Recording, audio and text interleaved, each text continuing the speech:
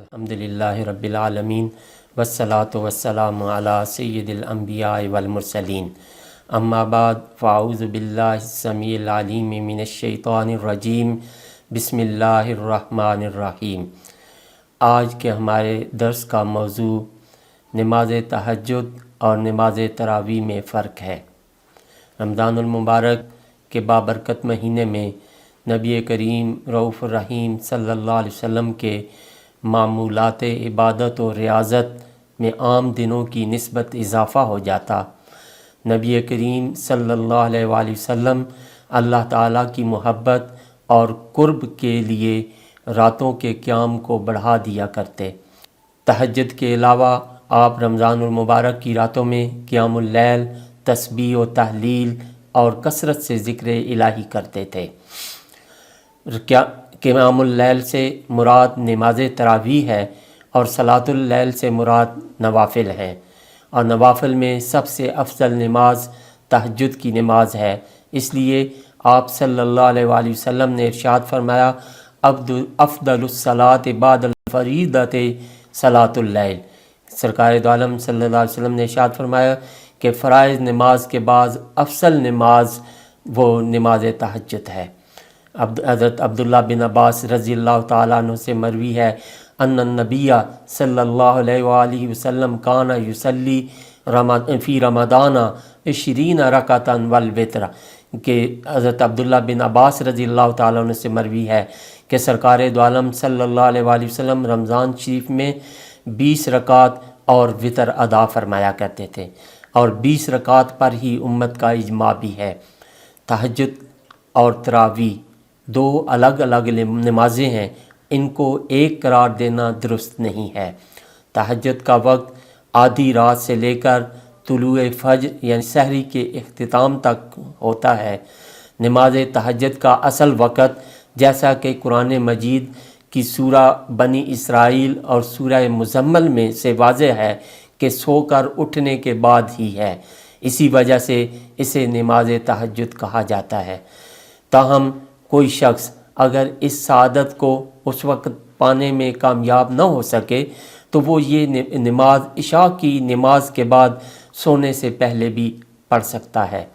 رسول اللہ صلی اللہ علیہ وآلہ وسلم نے ارشاد فرمایا، تم میں سے جسے یہ اندیشہ ہو کہ وہ رات کے آخری حصے میں نہیں اٹھ سکے گا، اسے چاہیے کہ سونے سے پہلے وتر کی نماز ادا کر لے، اور جسے اس بات کا یقین ہو کہ وہ رات کے پچھلے حصے میں اٹھ جائے گا تو وہ اس کو رات کے آخری حصے میں ادا کرے، اس لیے کہ آخر شب کی قرات روبرو ہوتی ہے اور وہی افضل ہے۔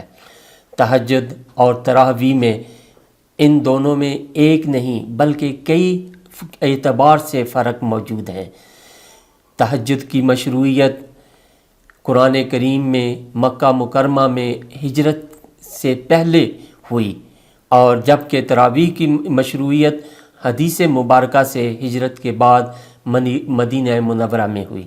نبی صلی اللہ علیہ وآلہ وسلم اسی طرح صحابہ کرام اور دیگر بزرگان دین، امام بخاری رحمۃ اللہ علیہ تراویح کے بعد تہجد ادا کیا کرتے تھے۔ تراویح ابتدائے شب میں اور تہجد جو ہے وہ آخر شب میں پڑھی جاتی ہے، یعنی تراویح کے لیے سونا ضروری نہیں ہے۔ اگر سوئے بغیر نوافل ادا کیے جائیں تو وہ قیام اللیل کہلائیں گے، لیکن اگر سویا جائے چاہے تھوڑی دیر کے لیے ہی کیوں نہ ہو تو اس کے بعد ادا کیے جانے والے نوافل وہ تہجد کہلاتے ہیں۔ تراویح سال میں ایک صرف رمضان المبارک میں پڑھی جاتی ہے، اور جبکہ تہجد سارا سال پڑھے جاتے ہیں۔ تراویح کو نبی کریم رؤوف الرحیم صلی اللہ علیہ وسلم کے زمانے میں قیام اللیل کہا جاتا تھا۔ حدیث عائشہ رضی اللہ تعالیٰ عنہ میں جو 11 رکعات والی مشہور حدیث طیبہ ہے جو تہجد کے بارے میں ہے، اگر اس کا بغور مطالعہ کیا جائے تو اس سے چند فرق جو ہے وہ واضح طور پر سمجھ آتے ہیں۔ ابو سلمہ عبد الرحمن رضی اللہ تعالیٰ عنہ نے ام المومنین سیدہ عائشہ صدیقہ رضی اللہ تعالیٰ عنہ سے پوچھا کہ رمضان میں رسول اللہ صلی اللہ علیہ وسلم نماز تہجد کیسے ہوتی تھی؟ تو حضرت عائشہ رضی اللہ تعالیٰ عنہ نے ارشاد فرمایا کہ آپ صلی اللہ علیہ وسلم رمضان المبارک اور غیر رمضان میں 11 رکعات سے زیادہ ادا نہیں کرتے تھے۔ 4 رکعات پڑھتے، اس کا حسن اور طول کچھ نہ پوچھ، اور اسی طرح پھر آپ 4 رکعات ادا کرتے تھے، ان کا طول اور حسن کے متعلق نہ پوچھ، یعنی ان کا حسن بہت خوبصورت اور طویل ہوتی تھیں۔ پھر 3 رکعات پڑھتے تھے۔ ام المومنین سیدہ عائشہ صدیقہ رضی اللہ تعالیٰ عنہ فرماتی ہیں، میں نے اللہ کے رسول صلی اللہ علیہ وسلم سے دریافت کیا کہ اے اللہ کے رسول صلی اللہ علیہ وآلہ وسلم، آپ وتر پڑھنے سے پہلے سو جاتے ہیں اور پھر بغیر وضو کیے وتر پڑھتے ہیں؟ تو آپ صلی اللہ علیہ وسلم نے ارشاد فرمایا، اے عائشہ، بے شک میری دونوں آنکھیں سو جاتی ہیں لیکن میرا دل نہیں سوتا، اس لیے نیا وضو نہیں کرتا۔ اس حدیث مبارکہ میں رمضان اور غیر رمضان کا لفظ آیا ہے، جس سے پتہ چلتا ہے کہ سارا سال جو کہ تہجد کی نماز ہے اور تراویح تو صرف رمضان المبارک میں ہوتی ہے۔ ام المومنین سیدہ عائشہ صدیقہ رضی اللہ تعالیٰ عنہ کے مطابق آپ صلی اللہ علیہ وسلم 4 رکعات اور 3 وتر پڑھتے تھے، جبکہ تراویح میں 2 رکعت پڑھنا مسنون ہے۔ ام المومنین سیدہ عائشہ صدیقہ رضی اللہ تعالیٰ عنہ سے نبی پاک صلی اللہ علیہ وسلم کا تہجد اور وطروں کے درمیان سونا ثابت ہے، مگر تراویح اور وطروں کے درمیان سونا ثابت نہیں ہے، اس لیے یہ دونوں نمازیں الگ الگ ہیں۔ امام بخاری اور دیگر محدثین نے تہجد اور تراویح کا الگ الگ باب باندھا ہے، جس سے پتہ چلتا ہے کہ یہ دونوں نمازیں الگ الگ ہیں۔ تہجد با جماعت کی ترغیب سرکار دو عالم صلی اللہ علیہ وسلم سے ثابت نہیں ہے، لیکن تراویح کو جماعت کے ساتھ ادا کرنے کی ترغیب رسول اللہ صلی اللہ علیہ وآلہ وسلم سے ثابت ہے۔ ام المومنین سیدہ عائشہ صدیقہ رضی اللہ تعالیٰ عنہ سے روایت ہے کہ لوگ رمضان شریف کی ایک رات مسجد نبی میں متفرق جماعتوں میں بنا کر نماز پڑھ رہے تھے۔ جن لوگوں کو کچھ حصہ یاد تھا وہ لوگوں کو نماز پڑھا رہے تھے، کسی کے پیچھے 5 لوگ تھے، کسی کے پیچھے 6 لوگ تھے، کسی کے پیچھے اس سے کم لوگ تھے، اور کسی کے پیچھے اس سے زیادہ جو ہے وہ لوگ موجود تھے، اور وہ ان قرآن خوان لوگوں کو کی اقتداء میں نماز پڑھ رہے تھے۔ ام المومنین سیدہ عائشہ صدیقہ رضی اللہ تعالیٰ عنہ فرماتی ہیں کہ رسول اللہ صلی اللہ علیہ وسلم نے ایک رات مجھ کو حکم دیا کہ حجرے کے دروازے پر چٹائی لٹکا دوں، چنانچہ میں نے حجرے کے دروازے پر چٹائی لٹکا دی۔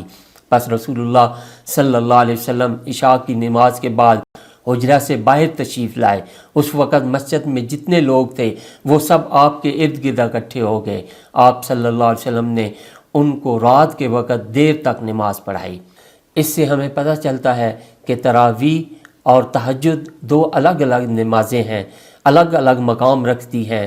تراویح کی تعداد میں اختلاف ہے، بعض اوقات یہ اختلاف اس قدر شدت اختیار کر لیتا ہے کہ بدعتی اور گمراہ ہونے کے فتوے لگائے جاتے ہیں، لیکن اصل بات یہ ہے کہ نوافل جتنے بھی ہوں وہ بدعت نہیں ہوتے، چاہے سینکڑوں کی تعداد میں جو ہے وہ پڑھے جائیں۔